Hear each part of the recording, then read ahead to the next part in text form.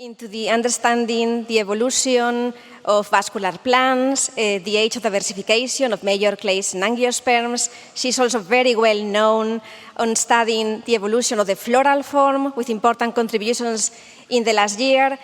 But if I need to say what I think characterized Susana's research is her efforts or to somehow merge paleobotanical and neontological research. That's how I learned to know her. Susana has made us understand the importance of fossils, to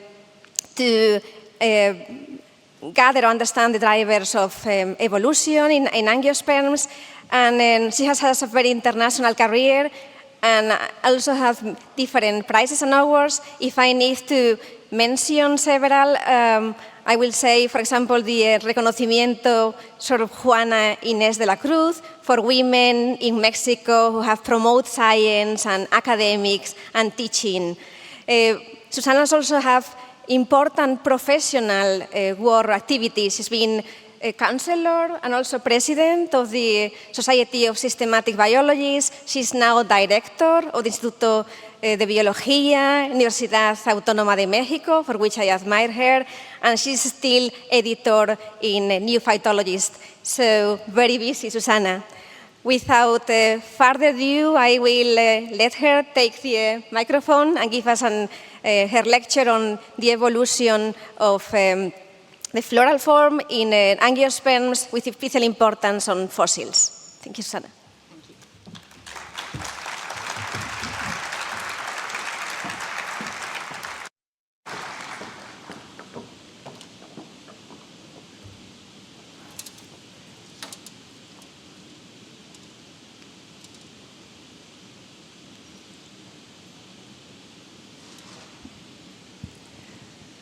Well, thank you very much for your presence.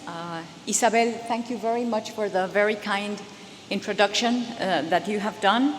It is really, for me, an enormous pleasure to be here presenting a lecture in the 20th International Botanical Congress here in Madrid. I would like to thank the organizers for organizing the Congress, which has so far been extraordinary, really magnificent, and especially to thank them for inviting us to present our research. As we all know, as a botanical community, we've had approximately 30 years of understanding the general phylogenetic framework for the angiosperms.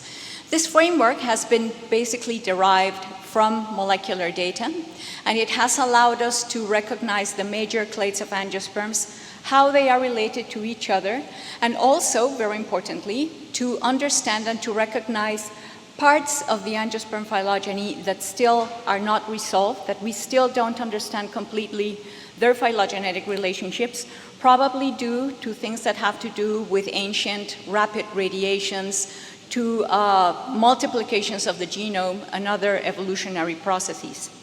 Morphological data has played an important role in our understanding of angiosperm phylogeny, for example, by providing cohesion to major clades, and an example of that is the recognition that a major clade within the angiosperms, that includes more than 70% of the extant species, is characterized by tricolpate pollen grains or grains derived from that condition.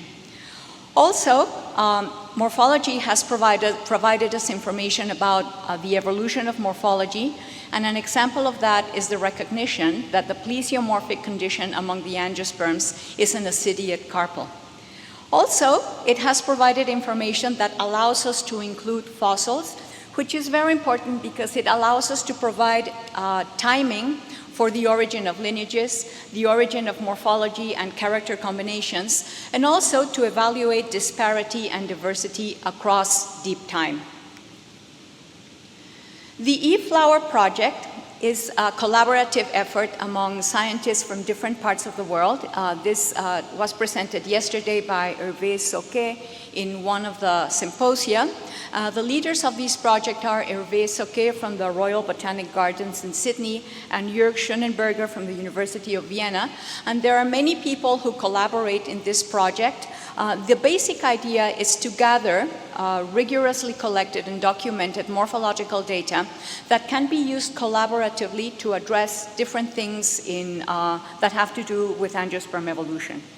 We have participated gladly in this project as colleagues and involving our students, and one of the products of this collaborative research was a paper in which we described the structural features of the flower of the most recent common ancestor of living angiosperms. We have continued working in eFlower, and we have now compiled a morphological data set, and we have obtained certain research projects out of this morphological data set, and this is what I would like to present to you today. But before going into the projects, I would like to talk a little bit about the morphological data set. This morphological data set includes extant and fossil species, and therefore eFlower has become transformed into Paleo eFlower. The extant species include 1,201 species representing all the angiosperm families, and for all these families, 383 are represented by stem and crown group. This means that they are not only representing the time of separation from their sister taxon, but within the family they include a representation when the lineages started to radiate into extant species richness. We also include 23 non-monotypic families, but they are represented only by a single terminal, as well as 29 monotypic families. For the fossils, we are including 121 fossil flowers that have a good preservation. For the characters, we are using 30 categorical characters relating to floral structure, and this will become very important. And here I would like to refer to a table that is taken from Peter Endres' 1994 Tropical Flowers book, where he explains that different types of flowers derive or impact different times in the evolution of a group. In particular, structural characters like the ones we are using, referring to organizational or bough plan, refer macroevolution, where other types of characters, for example, architectural and functional, refer more to ecology. And basically, it is very difficult to assume homology among architectural and functional characters. Therefore, we think we have better chances of working with homologous characters if we work with structural characters. We are using a strict exemplar approach, and the scoring philosophy is explained in papers by Soquet and by Schonenberger.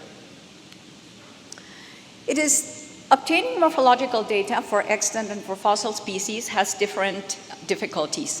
For example, for the fossils, there is an incomplete taxonomic representation. It is very rare to find a complete plant. And also, even when we have a single organ, the organ may be incompletely preserved or not well preserved. On the other hand, some fossils are exquisitely preserved, including details of morphology, structure, anatomy, and even cellular detail. The descriptions of the fossils, usually towards the present, are very detailed. They include detailed descriptions, drawings, pictures, and usually technology has been used, for example, scanning electron microscopy, anatomical sections, and more recently, CT scans. On the other hand, obtaining morphological data for extant species, it should be, in theory, possible to obtain a complete taxonomic representation and full information about the whole plant. But this, unfortunately, is not always the case, because it's not always possible to collect flowers, especially if they grow in different parts of the world or in parts that are difficult to reach.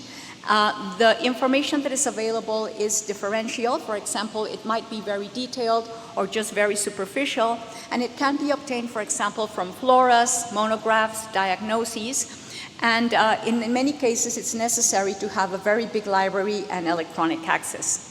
So we are here making a call for the documentation, rigorous documentation of floral morphology across all of the angiosperms.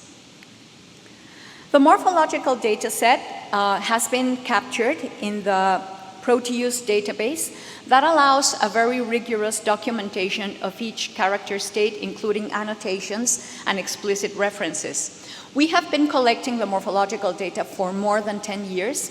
We started in 2013 in the first eFlowers summer school, where we had a group of students inputting data. And also, after the students, there was a group of people who were verifying the data, completing the data, correcting it, and scoring it to be able to put it into a formal morphological data set. The morphological data set includes more than 26,000 records, each of them with an explicit reference. There is some missing data. There's 32% of missing data for extant species, a little bit more for fossil species. It's 36% for fossil species, but these include inapplicable characters. There is differential information for different characters. For example, for some of them, the information is available for most of the taxa, but for others, there are great amounts of missing information, for example, regarding placentation. Also, in these graphs, we are showing for each of the characters the number of species that is scored for each of the different character states. So once that we have our morphological data set, one of the things that we wanted to evaluate is the possibility to conduct phylogenetic analyses, including fossil and extant species. Including fossils in phylogenies is very important because it allows us to have divergence time estimation, to investigate morphological evolution, to estimate diversification rates, and to investigate biogeographic history, among many other things. However, the way in which fossils have been included in phylogenies has not been optimal, and what people have usually been doing, including myself, is to visualize the clades based on molecular data and get information about their morphology. And of course, we have morphological information for the fossils, and based on those, looking at the morphological similarities, assign the fossil to a particular clade within the angiosperms. And then, once the fossil has been assigned to a clade, a morphological matrix is constructed for that particular clade, and an analysis, phylogenetic analysis, usually using parsimony, is conducted. So that should be okay, but if there is some mistake in the initial assignment of the fossil to the clade, there is no way that we will ever find the correct phylogenetic position for the fossil. So what we advocate is that we should be conducting phylogenetic analyses, including simultaneously the fossils and the extant species, including molecular data for the extant species, because the fossils don't have molecular data, and morphological data for extant and fossil species, and to analyze that together using a parametric method. Very importantly, we think we need to have explicit measures of uncertainty. So that is what we were trying to do in our analyses. We used the morphological data set that I have described, but in this case used only 24 fossil flowers because they had sufficiently informative information. Several of these extant and fossil species had been scored before, and for this particular study, we included more than 600 extant species and 14 fossils that were scored for the first time. And in this case, we are showing each of the 24 fossils, including their name and the clade to which they were assigned in pre-phylogenetic studies based on morphology.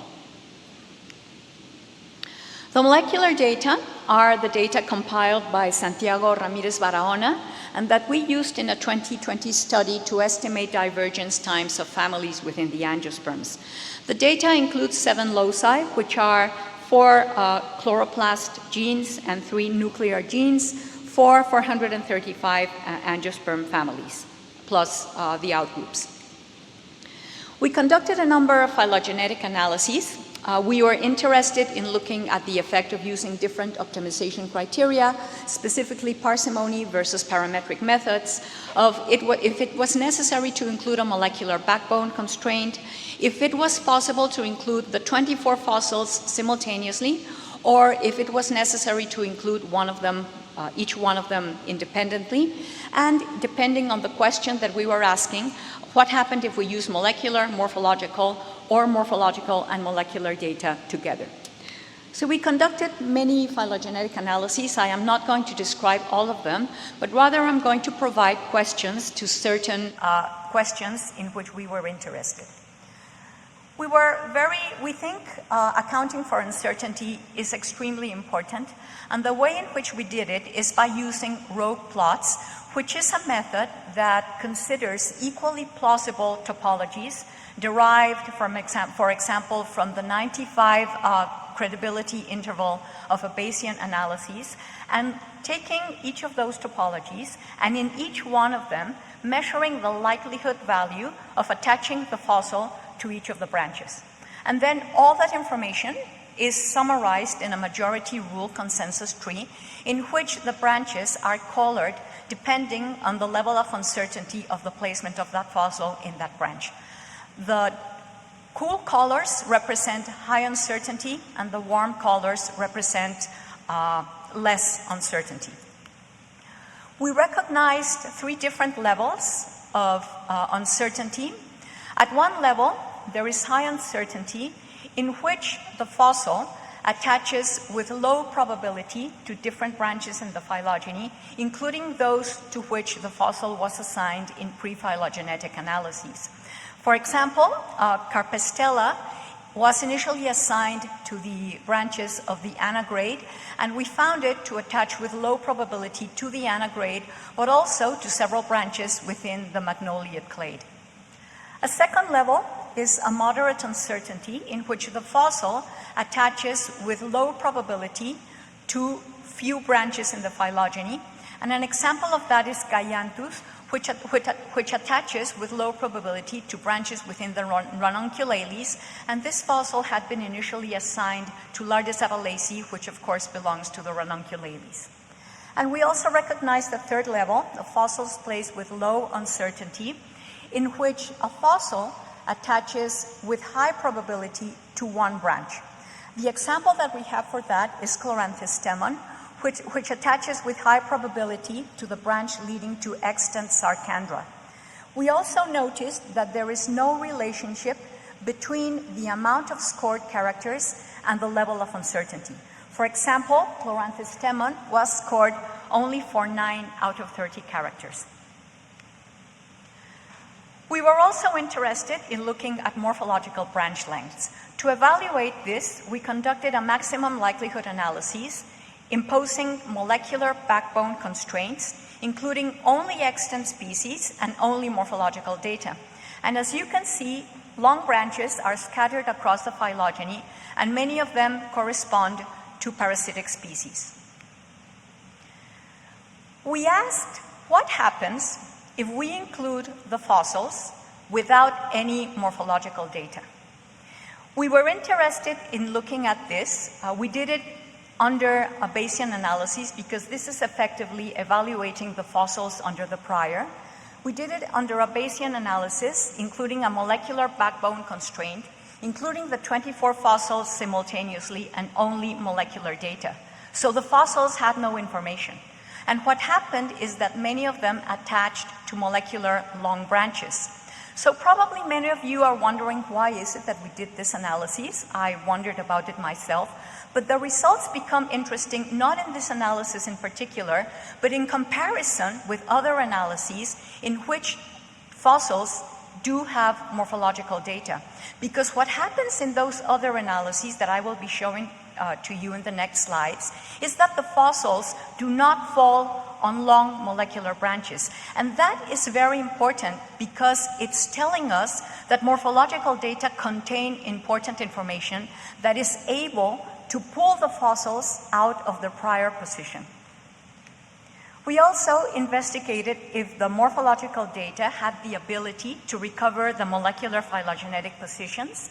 And in this case, we conducted a maximum likelihood analysis, again with a backbone constraint, including only extant species and including only morphology. And we selected 27 extant species from different clades across the angiosperms, and for each of them, we took out morphological data. So we degraded the data in these fossils and in these extant species, and we transformed them into what we call pseudofossils. Then we conducted phylogenetic analyses using only morphological data to see if these pseudofossils recovered their position according to molecular data. The results were very variable because in some cases, for example, a chorus, we found that with the morphology, it recovered its position according to molecular data. But in other cases, for example, in peperomia, the position that was recovered was very different, and we measured the different positions according to the Robinson unfolds distance. We finally conducted the analyses the way we think it should be conducted, including extant and fossil species, including morphological and molecular data, under a parametric context, in this case, particular case with maximum likelihood, and including the 24 species simultaneously. And we were very happy to see that in 22 out of the 24 fossils, they recovered the phylogenetic position that was expected according to their morphology.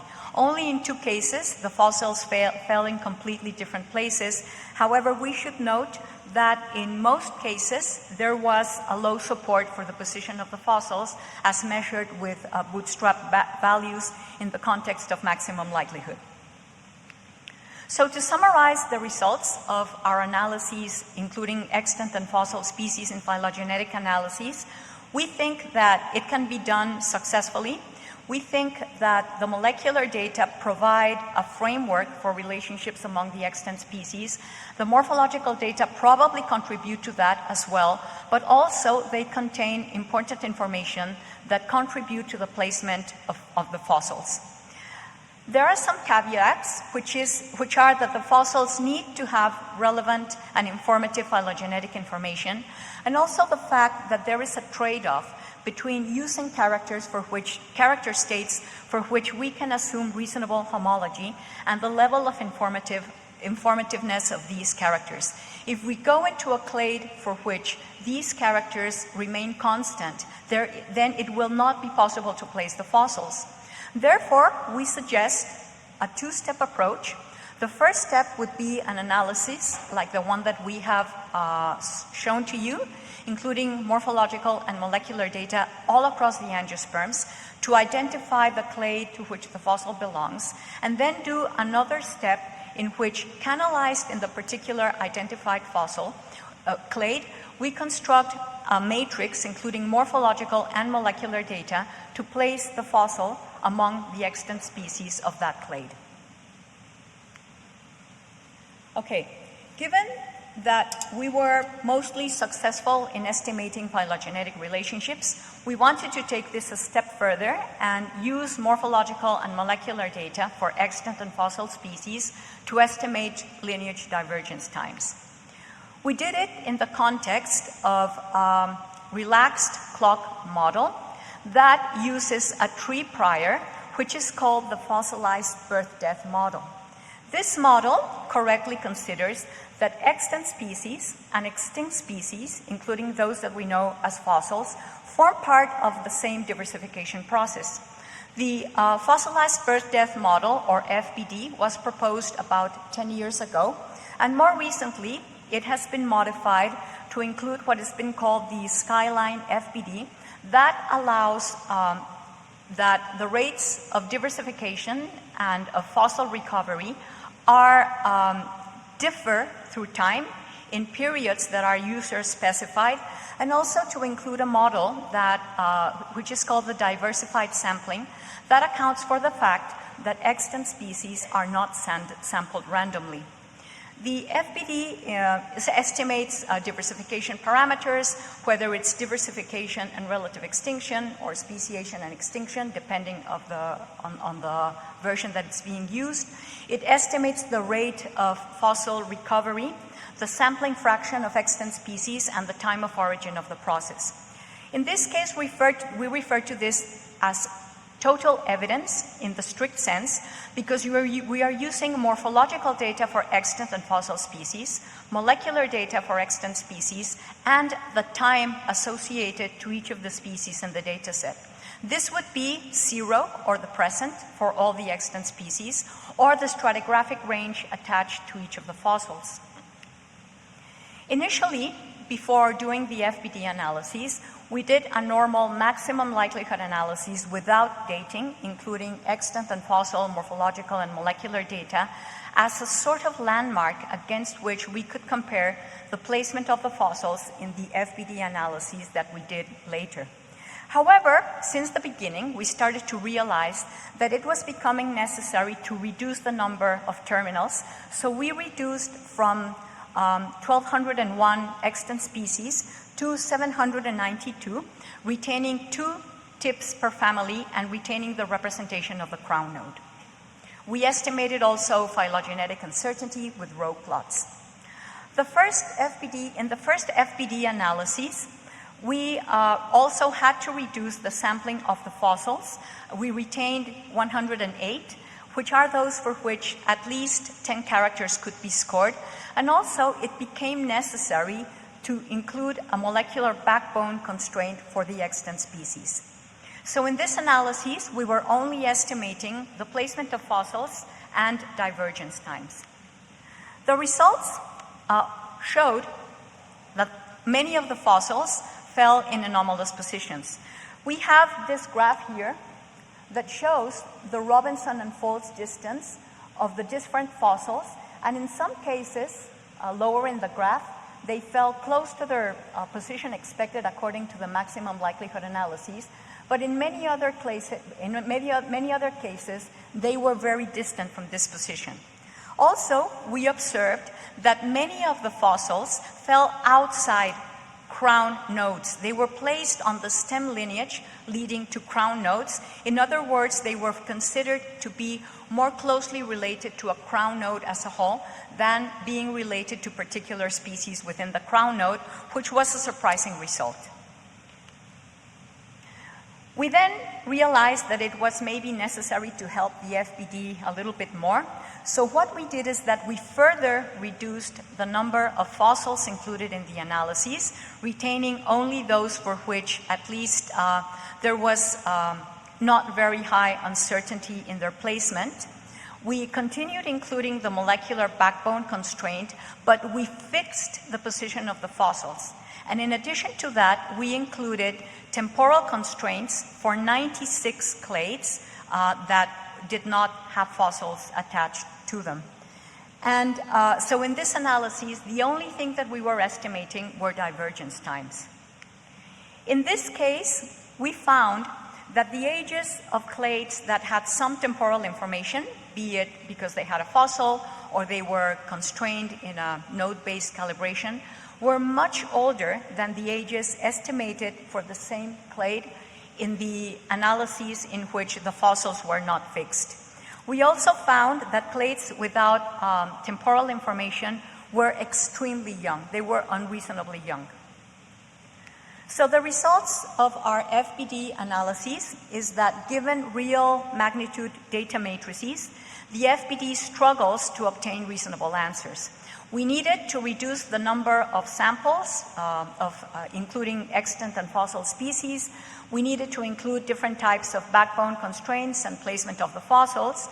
And it was, we were very interested to see that the fossils fall outside major clades, and thus that we suspect that what is happening is that the temporal information in the total evidence is providing a lot more information than the morphological data, and that the likelihood calculations are simply finding it easier to leave the old fossils outside the crown nodes, which tend to be younger, rather than bothering estimating all the likelihood associated with evaluating relationships according to morphological characters.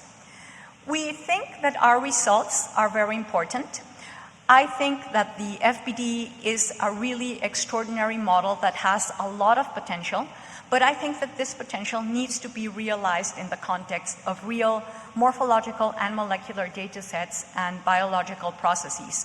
So we hope that the results that we are obtaining so far will be useful for the community who does this type of models, who develops these types of models to make them every time better. So we had a morphological databases, and we wanted to use it to explore floral morphospace. We had some explicit hypotheses or observations regarding morphospace. One of them is what happens to morphospace through times. And here we were inspired by paleobiology, in which there have been observations that when a lineage initiates its evolutionary history, it occupies a very broad area of morphospace, including body plans that existed in the past, but as we approach the present, many of these major body plans are lost, and that most of the variation in the present day is constructed upon very few major body plans representing variations of the same themes. So we wanted to evaluate this hypothesis. And also regarding the change of occupation of morphospace within the angiosperms, we wanted to measure the observation that has been made by many botanists, including, for example, Peter Endres, who has proposed that as floral structure becomes stabilized, it is possible to start constructing a lot of architectural elaboration. So the morphospace is a multidimensional space in which each dimension represents a character. So therefore, in our case, the morphospace had 30 characters. When a species is mapped on morphospace, we need to consider the different characters in each of the characters. And if two species are close in morphospace, that means that it's very similar. These ideas were initially developed by David Raup in the 60s, who, using different algorithms, constructed a morphospace for shell coiling in snails, and he used algorithmically different parameters. For example, the torque and the displacement of the shell, and he constructed a theoretical morphospace, and then mapped onto it the part of this a theoretical morphospace that is occupied by different groups of snails, both living and extinct. More recently, Mike Foote, also from the University of Chicago, developed a lot of measures to measure disparity. Disparity is the morphological variation in a group of organisms, and Mike Foote implemented it, for example, very famously, to evaluate the disparity through time of crinoids. We're using here a number of measures, for example, the mean pairwise distance, the range, which represents the spread of a group in morphospace, the d delta, which corresponds to the contribution of a particular group to total disparity, and we can measure the eccentricity of any particular species to the centroid of the morphospace. We measured disparity using extant and fossil angiosperm species. We also considered morphospace and disparity through time and among groups. Here I am trying to exemplify how is it that pairwise differences are measured. We take two species in our data set and consider the different character states that they have for all the 30 characters, and then come up with a value for each pairwise combination. And given all the pairwise combinations across all the data set, we can estimate mean pairwise distance. So we have a space with multiple dimensions, and it is necessary to reduce it to something that we can visualize. For example, to 2 dimensions or maybe 3 dimensions, and that is done with ordination. Specifically, we used a technique which is called non-metric multidimensional scaling. There were several questions that we wanted to evaluate, and the first of them was constructing the theoretical morphospace for angiosperms. This theoretical morphospace consists of all the possible combinations of all the character states in our data set. The number of possible combinations is an extremely large number. It's a number multiplied by 10 elevated to the 12, and that would be a very large number of points. So what we did is that we selected only 2,000 points randomly, which is what we are showing to you here. As you can see, there are certain areas of morphospace that are more densely occupied than others, and also there are areas of morphospace that seem empty, and that is a consequence that we are using categorical discrete characters. We then mapped the area of morphospace that is being occupied by extant species. As you can see, the extant species are concentrated in one particular area of morphospace, and there are other areas of morphospace that are not occupied at all. And then we also included the fossil species. They are mostly congruent with the occupation of extant species, but they do not seem so concentrated in particular areas of morphospace. And also interesting, there are areas of morphospace up here that are not occupied by living or extinct species, and these results are congruent with findings by other authors, including, for example, Stebbins, and more recently, O'Mara and collaborators. We looked at the different occupation of morphospace by different groups of angiosperms, and here we were including both clades and groups of grades, branches that are closely related in the phylogeny. We found that the groups with greater disparity include the anagrade, which is shown here in this graph, and you can see it here in the morphospace, the magnoliids, and the choreoedicots. And on the other hand, there are groups that are very restricted in morphospace, including the lamids, campanulids, and malvids. Once that we had the groups, we were also interested in looking at the relationship between disparity and species richness, and we found that there is a negative correlation with groups like the anagrade, magnoliids, and other eudicots, which have great disparity, having a very low species richness, and the contrary happens with lamiids, campanulids, and malvids that are very restricted in morphospace and have a very high species richness. We also looked at ages of clades, and we found a positive relationship. When clades have a great morphological disparity, they tend to be very old, for example, magnoliids, and the opposite happens with lamiids and campanulids.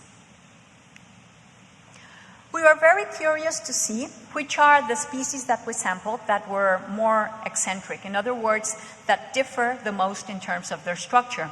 We found that these species belong to the magnoliids, including Eupomacia, Galpolimima, and Degeneria, also to Chloranthales, including Sarcandra, and to the early eudicot grade, including Euctilia. We were very interested in looking at morphospace through time, so we had 3 time bins, including fossils, and the time bin representing the present. We found that the time bin corresponding to the early Cretaceous has an extremely wide morphospace occupation and the widest disparity among all of the time bins, as you can see here. And during the late Cretaceous and the Paleogene, there is a decrease in disparity, which increases a little bit towards the present. We think that this has to do with the fact that we have reduced sampling in the late Cretaceous and in the Paleogene. So this is very interesting because early in their evolution, angiosperms occupied a very broad morphospace. And this, according to what a paleobiologist would probably say, is that in terms of morphospace occupation, angiosperms are bottom-heavy.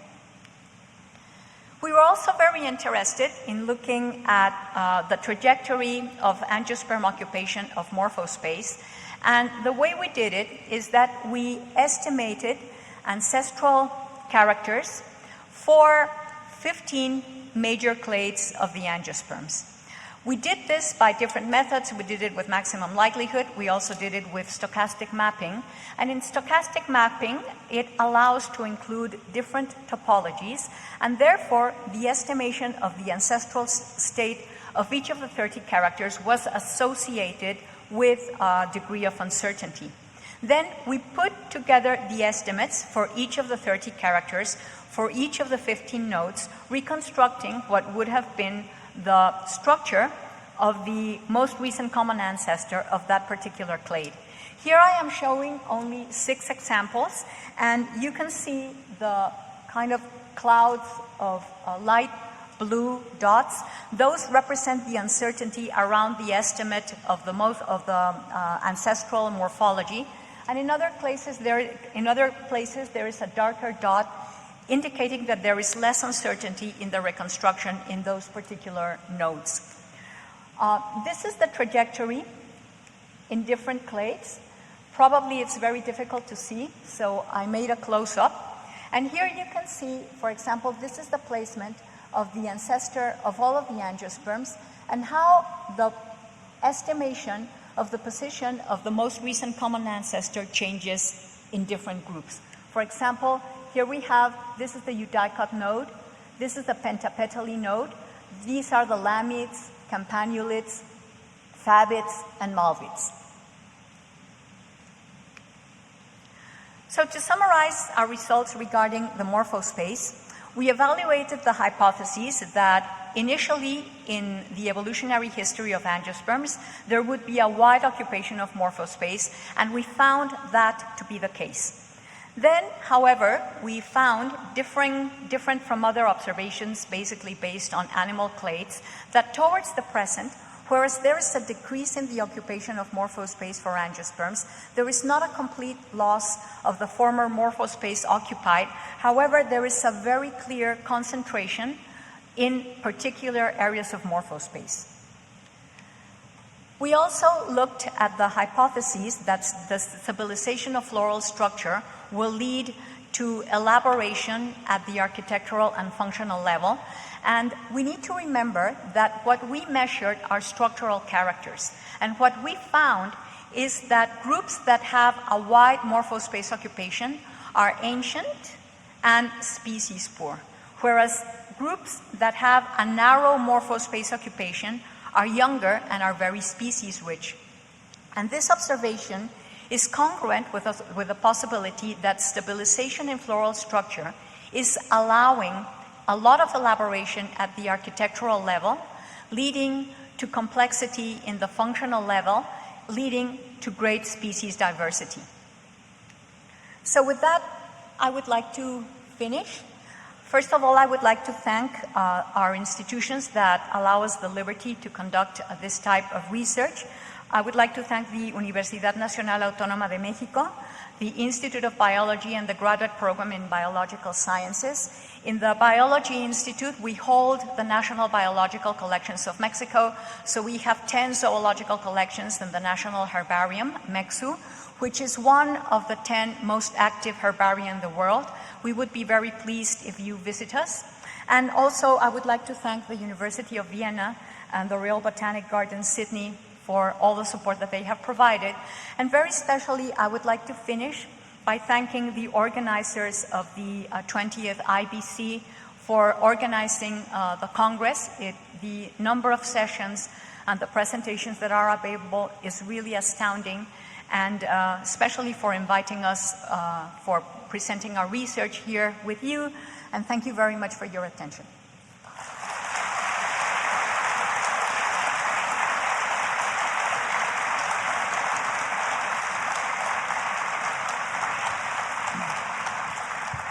Thank you, Susana. A truly inspiring conference talk. So there is plenty of time for questions.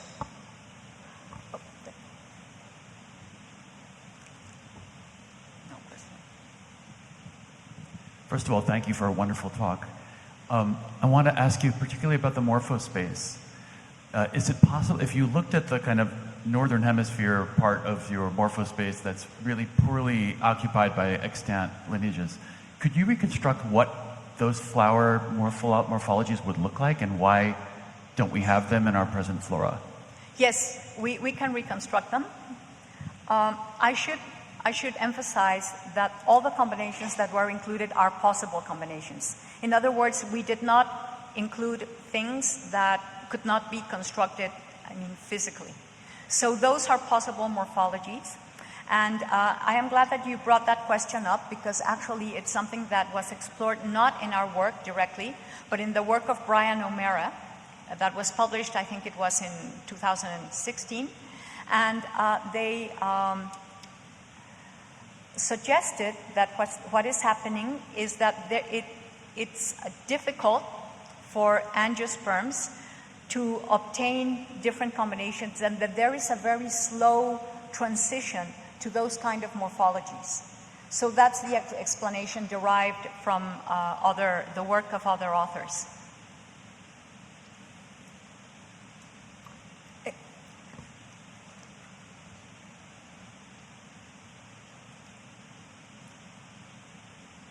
Thank you for the excellent talk, Susana. I have a question about your fossilized birth death analysis. And it's very interesting that you find this sort of stemward shift of these flowers in the, because I've also been finding this repeatedly across different analyses and different morphological data. And what I found is that there are one thing has a very surprising effect is the amount of molecular missing data. So the more molecular missing data I include in my analysis, the more stemward shift I get, probably because of the clock estimation. Now, on the other hand, what I find is that using uniform prior sort of leads to a more coherent placement of the fossils. Have you ever tried either of these in your analysis? I'm just curious. Well, for including more molecular data, of course, that would be linked to the extant species. And I think the problem is that we don't have molecular data for the fossils. So that is an issue. And somebody some time ago played with simulating molecular data for the fossils, but that's a different story. And using different priors for the fossils, in terms, do you mean in terms of using for the ages of the fossils? So what? Sorry. I'm talking about the uniform prior on the branch lengths instead of the fossilized birth death. It really seems to lead to results which are more sort of what we would expect compared to the fossilized birth death. Yes. Yeah, we have independently conducted other total evidence analyses not using the fossilized birth death process, and we have obtained results that seem more consistent with placements in undated analyses. So yeah, I think what we were interested in doing is actually evaluating if it's possible to use the FBD model. And as I said during the talk, we hope that these results are helpful to the community for better development of the model.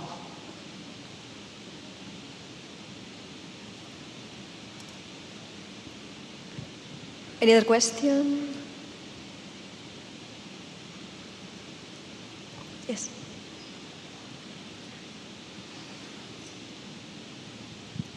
Yeah, thank you, Susana. I'm over here.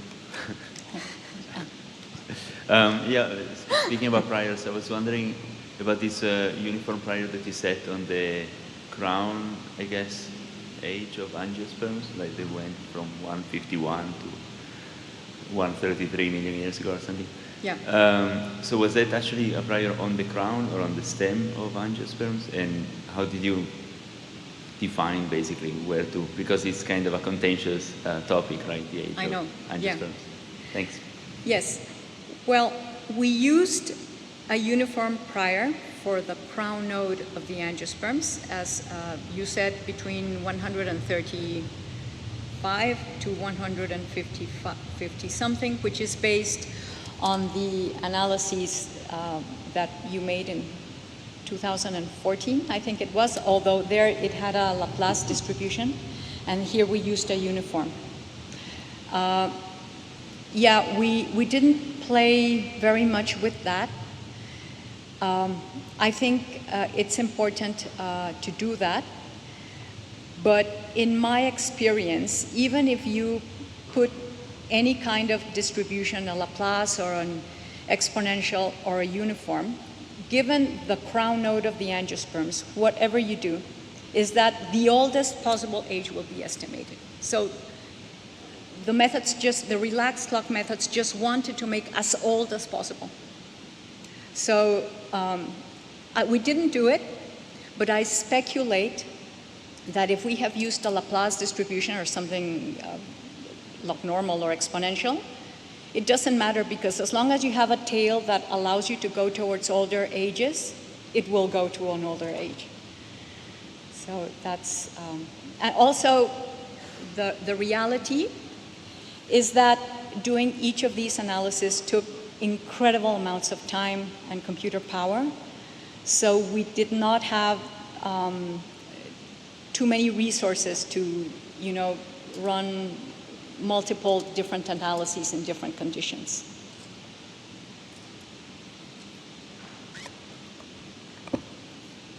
Any other question? Oh, two more.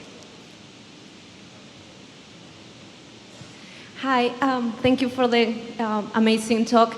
Going back here, going back to the morphospace and more like a science fiction question, is there a way to use the morphospace to predict new flower forms or something like that? Yeah, of course, that's a super tricky question. We need to consider, again, that we are looking at the structural morphospace. So even though the structure is fixed, for example, within pentapetalae, we are finding extraordinary variety in angiosperm flowers that I don't need to describe to this audience. It's just that that variety is not being constructed on the structure, but on the architecture. I mean, fusions of petals, colors, asymmetry, loss of parts, things that are not structural, but are architectural. And of course, the variety there is enormous. Now, where structural evolution is going to go, it would be really difficult to predict. I don't know, if I were to make a guess, I'm just speaking out loud, so this shouldn't be taken seriously. But I would think eudicots would just stay the way they are because they're very happy producing species, but maybe other groups would, in evolutionary time, would become stable, and they will have a different structure. But that's pure speculation. Time for one last question. Oh, maybe two more last questions.